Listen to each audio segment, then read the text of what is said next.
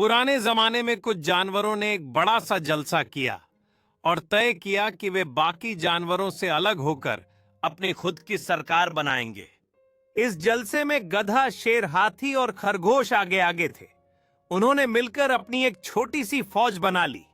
इस फौज का कमांडर गधे को बनाया गया।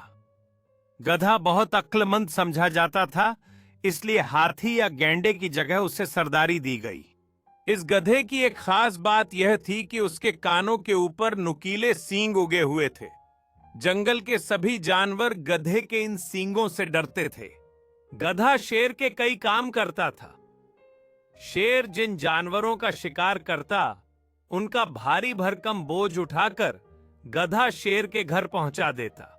शेर उससे बहुत खुश रहता, जिसकी वजह से सारे जानवरों पर गधे का रौब छा गया। लेकिन एक जिराफ ऐसा था जो गधे को बिल्कुल खास अहमियत नहीं देता था। उसे अपने लंबे कद पर बहुत घमंड था। जब गधे को जंगल की फौज का कमांडर बनाया गया तो जिराफ को बहुत बुरा लगा और वह उससे और ज्यादा खार खाने लगा। दूसरी तरफ गधा भी उससे नफरत करता था, लेकिन उसके लंबे कद की वजह से उससे दूर ही रहता था। दोनों की दुश्मनी खुलकर सामने नहीं आई थी, मगर वे चुपके चुपके एक दूसरे को नुकसान पहुंचाने के तरीके सोचते रहते। गधे की एक और खासियत यह थी कि वह बाकी जानवरों के मुकाबले पढ़ा लिखा था। सुबह सुबह जानवरों को परेड कराने के बाद वह उन्हें पढ़ाता भी था। जंगल में हर साल अलग अलग इलाकों के जानवरों के बीच कुश्ती के मुकाबले होते थे। इस बार शेर से इजाजत लेकर गधे ने भी अपनी टीम मैदान में उतारी। 3 टीमों के बीच मुकाबला हुआ। गधे की टीम दूसरे नंबर पर आ गई।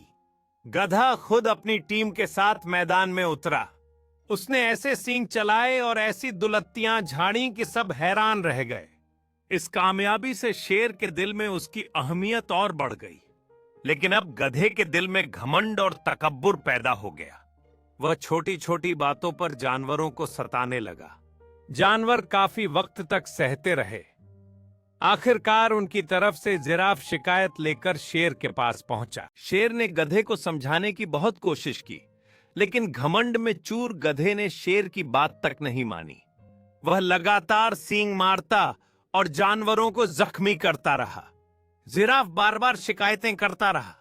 एक दिन जंगल के सारे जानवर मिलकर शेर के पास पहुंचे और बोले कि अगर गधे को काबू में न किया गया तो वे सब यह इलाका छोड़कर कहीं और चले जाएंगे।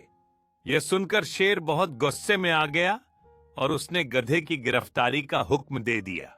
गधे को पकड़कर शेर के सामने पेश किया गया। शेर ने आदेश दिया कि गधे के सींग जड़ से काट दिए जाएं। फिर क्या था, जिराफ को अपनी दुश्मनी निकालने का मौका मिल गया। उसने अपनी लंबी टांगों से गधे को जकड़ लिया। लोमड़ी और भालू समेत तमाम जानवरों ने उस पर हमला करके उसके सींग उखाड़ दिए।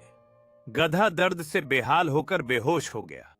जब उसे होश आया तो उसके सिर से सींग हमेशा के लिए गायब हो चुके थे, जिन पर घमंड करके उसने सबकी जिंदगी मुश्किल बना दी थी। उस दिन से लेकर आज तक गधे के सिर पर कभी सींग नहीं उगे। गधे ने अपनी नई जिंदगी को अपनाया, नफरत और घमंड से दूर। अब वह अपने दोस्तों के साथ खुश था।